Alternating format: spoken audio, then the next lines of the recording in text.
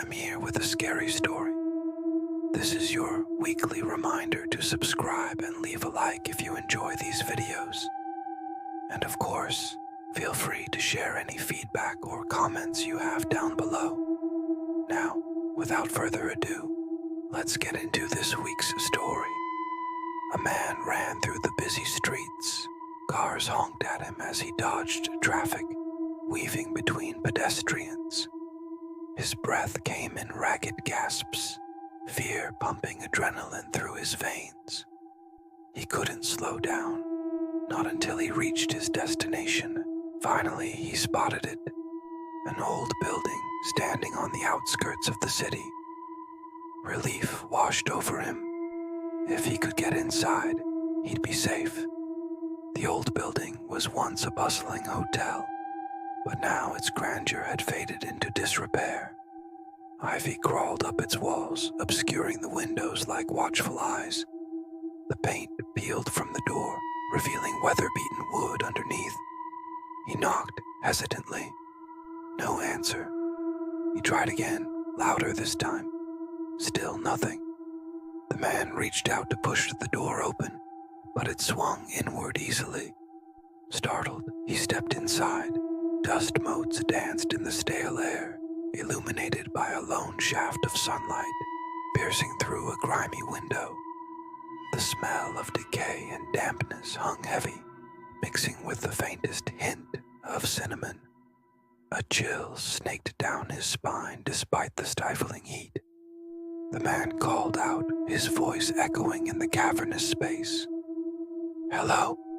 Is anyone there?" Silence. He ventured deeper into the building, each step echoing like a drumbeat on his nerves. He found a staircase spiraling into darkness above. He could hear distant whispers, voices carrying fragments of laughter and murmured conversations. As he ascended, the whispers grew louder, coalescing into unintelligible murmurs that brushed against his ears. At the top, he discovered a narrow corridor lined with doors. Each one seemed to watch him with vacant eyes. One door stood slightly ajar, revealing a room bathed in an eerie green glow. Drawn by an unseen force, he pushed the door open and stepped inside. The room was a study with bookshelves lining the walls and an ornately carved wooden desk dominating the center. But it was the mirror on the desk that held his attention, reflecting the green glow in its depths. In the mirror, he saw not his own reflection, but the image of a woman. She wore a gown of shimmering emerald green, its color echoing the room's eerie luminescence. Her face was obscured by the shadows cast by her wide, feathered hat, which perched atop her head. Like a macaw, ready to take flight, a single tear traced a path down her cheek, disappearing into the folds of her dress. Startled by her sudden appearance, he recoiled, instinctively reaching out to steady himself. His fingers brushed against a book lying on the desk, sending a jolt of electricity through him. As the book opened at his touch, a gust of wind swept through the room, rustling the papers on the desk and whipping the curtains into a frenzy. The woman in the mirror raised her head, her face still shrouded in shadow. Then she began to speak, her voice a haunting whisper. "Can you see me?" she asked. Her gaze locked onto his. He stammered, unable to tear his eyes away from hers. "Who are you?" The woman in the mirror smiled, a sad, wistful expression that tugged at his heartstrings. "I am the keeper of this house," she replied, her voice echoing with an ancient sorrow. "And you, traveler, have stumbled upon a secret best left undisturbed." A chill snaked down his spine, and he wanted to run, to escape the suffocating feeling that threatened to consume him. Yet, he found himself rooted to the spot, captivated by the woman's sorrowful tale. As the sun dipped below the horizon, the room was plunged into darkness, broken only by the eerie green glow emanating from the mirror. The woman in the mirror beckoned, her finger tracing patterns in the air. "Come," she whispered, "and I will show you the truth." He hesitated, fear warring with curiosity within him. He wanted to resist, to break free from the web of intrigue that had ensnared him. But her call echoed in his heart, irresistible, undeniable. He knew in that moment he had no choice but to follow. Taking a deep breath, he stepped towards the mirror. As he approached, the green glow intensified, enveloping him in its ethereal embrace. The woman in the mirror smiled, her face now illuminated, revealing a visage of such ethereal beauty that it stole his breath away. Her eyes, pools of liquid emerald, held a depth of sadness that resonated with the lonely ache in his soul.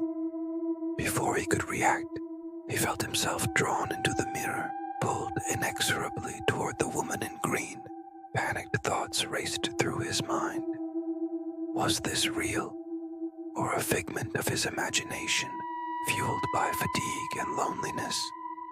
The mirror surface rippled like disturbed water, and he braced for impact. But instead of pain, he felt an overwhelming sense of peace. When he opened his eyes, he found himself in a world unlike his own. Lush green meadows stretched as far as the eye could see, dotted with flowers of every color imaginable. A gentle breeze caressed his skin, carrying the sweet scent of honeysuckle and pine. Above him, a sky painted in hues of lavender and gold shimmered with an otherworldly beauty. The woman in green stood before him, her form now solid, her emerald eyes shining with kindness. "Welcome," she said, her voice like the chime of distant bells. "I am Elara, and this is my sanctuary." Lost in the surreal beauty of this hidden realm, he forgot his weariness and stepped forward into the vibrant landscape. He marveled at the whispering grass and the playful butterflies that danced around him. It was a world untouched by human sorrow, and he reveled in its tranquility. Elara led him through fields of sapphire bluebells and crystal clear streams, and he shared stories of his world, of laughter and love, of joy and pain. As the day waned, the sky blazed with colors he had never seen, painting the clouds in hues of rose and violet. When the first star appeared, they sat on a moss-covered stone, and Elara told him of her eternal solitude, of the burden of guarding the mirror and the yearning for connection that echoed in her heart. He listened, offering words of comfort and understanding. In the quiet of that magical evening, they talked, laughed, and dreamed, forgetting the boundaries of time and space. For the first time in a long time, he felt seen, understood, and cherished. But as the night deepened, a profound sadness settled over Elara's face, clouding her usually radiant features. "It is time for you to return," she said, her voice heavy with melancholy. "The mirror cannot keep you here longer.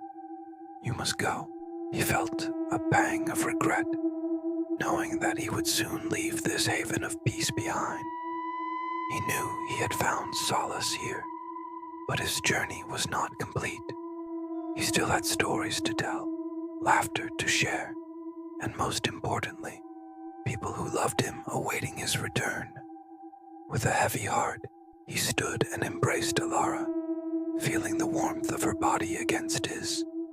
The bittersweet farewell lingered, and finally, with a final wave, he turned and walked toward the light that beckoned him back. As he approached the mirror, images flickered within its depths, showing him glimpses of his life, his loved ones, his unfinished journey. With a deep breath, he stepped into the mirror, ready to return. And so, He awoke on the cold, hard floor of the abandoned hotel room, the mirror's green glow fading from his vision.